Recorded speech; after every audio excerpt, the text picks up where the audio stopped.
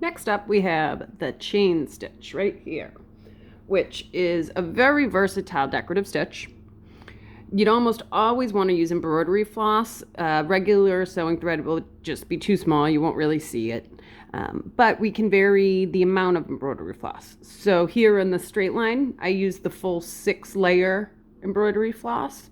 And then here for this dainty little vine-like structure, I only used 2 layers of the embroidery floss. So the amount you use is up to you and will definitely make a difference, as you can see. To create a straight line, I'm going to use the same system I used for my running stitch and my back stitch. So I'm going to create dots. These particular ones I did 1 centimeter apart, which is the same size I used here. It's a decent middle of the ground size for the chain stitch. And so we'll start out with just the basics on that, and then I'm going to get into how I created this pretty little vine. And then over here I have a detached chain stitch, which I used to create this cute little daisy. So we'll go over those two. So for the chain stitch, we want to have 3 times the amount of thread. So whereas the running stitch, it's 1 times the amount, the back stitch, we need at least double the length. But for the chain stitch, we want at least 3 times the amount of the length that we're doing. Okay, so as always, we're going to start coming in from the back. So I'm going to start on one of these little holes, come through. And the first thing that we want to do is create a loop. So I'm going to start by creating a loop by going back in the same hole I came out. Now you do want to be careful to avoid the knot that you have on the other side here. Right now it already wants to grab that knot, so just kind of tuck it out of the way so that we can get this through. So that's the back side there. Now on the front side, you can see I'm creating a little loop. And we don't want to pull it all the way through. So we want to leave a loop, make sure that it's laying nice and flat and you don't have it all twisted up. And then I'm going to come back through the next hole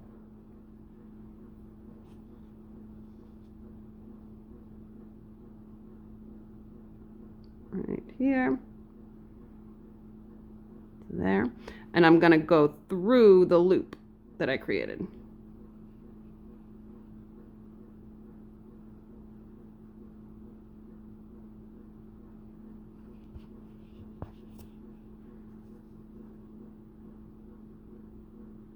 And then pull it tight, and it should tighten up for you just like that.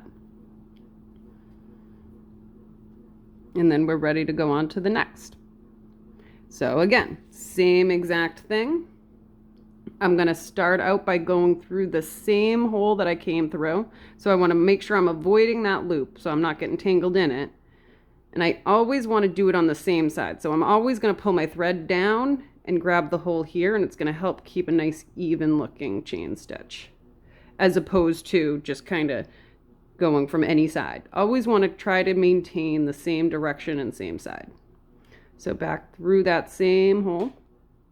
If you're off by like a thread or 2 on the fabric, don't worry about it. I'm pretty much in that same hole. Pull it through to create a loop.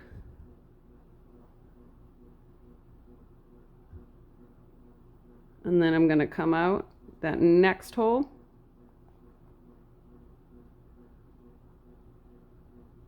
Right there. And I'm going to loop over my needle so that I can come through that loop and pull. And I'm going to just continue to do that. Now it looks a little bit tricky because of the way that I'm holding it in the video to show you, but it really is one of those things that you can get into the groove. And once you get started, it does start to move pretty quickly. So I'm going to go through that same hole. And I'm actually going to come out before I tighten. So this is how I can speed it up a little bit. Come through my hole, or the loop that I created.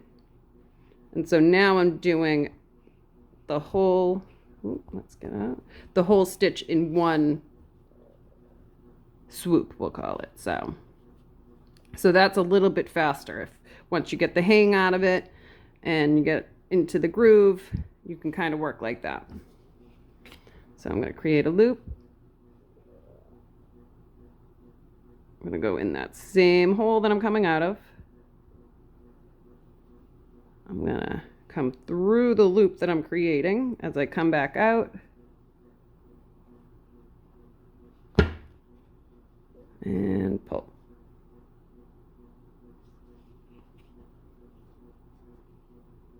And just to show you what the back looks like, we'll flip it over. And you should have pretty much just a straight stitch on the back.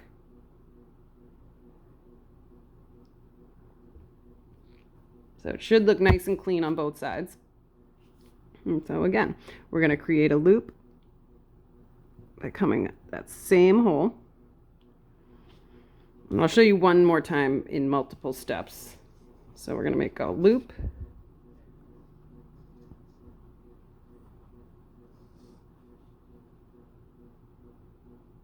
So there's my loop, and then I'm going to find my next hole, the next stitch mark, which is right there.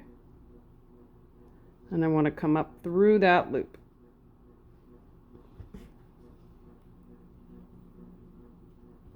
And then I'll do a couple more real quick. So I'm going to create a loop. And I'm going to come on back through that hole in one stitch so I can start to move. And I'm creating that loop and pulling it through all at the same time.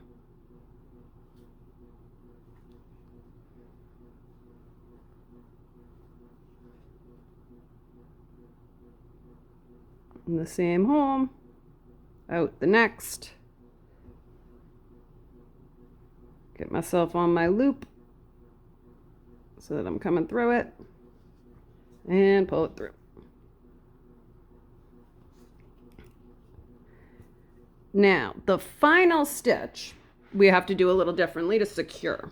So as you can see down here, it just kind of ends with a loop. So we have to secure this final loop. So when you're at the end of your stitch and you say, okay, that's as far as I'm going. Let's say this is my final stitch. We just have to secure the loop. So we can see here, so this final loop is just kind of hanging out, right? So it's not secured, but I did come through it. So I'm gonna come over that edge and just secure it with a tiny little stitch. So on the outside of the loop is where I'm inserting the needle.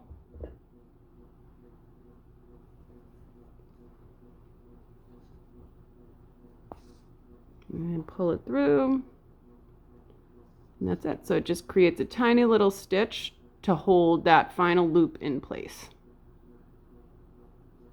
And so that's the chain stitch when we're just doing a normal linked chain is what we'll call it. So this is the chain stitch linked together. And so down here what I did was, you can see I have a number of pictures that show this in process. So to create this, it's the exact same stitch. Like I said, I used only 2 layers of my embroidery floss, so it's nice and thin and dainty. And then I just take my chalk, I'm using a pencil again so that you can see, and just draw myself a nice little swirly till I like it.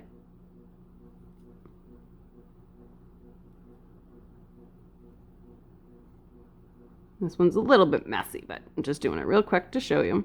So say that's the little swirly drawn in chalk.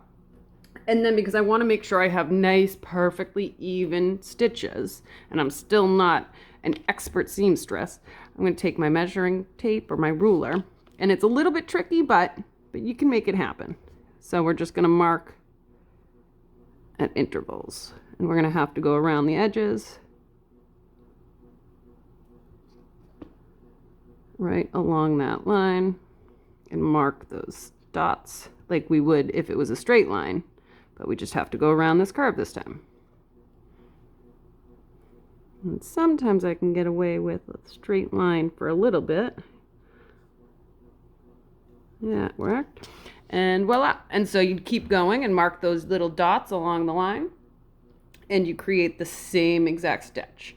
So as you can see, the chain stitch goes around curves really well. That's one of the greatest assets of the chain stitch. You can make really beautiful curvy shapes. Using your running stitch or your back stitch, it's a straighter line, so it tends to be a little more jagged. You don't have as smooth of a look.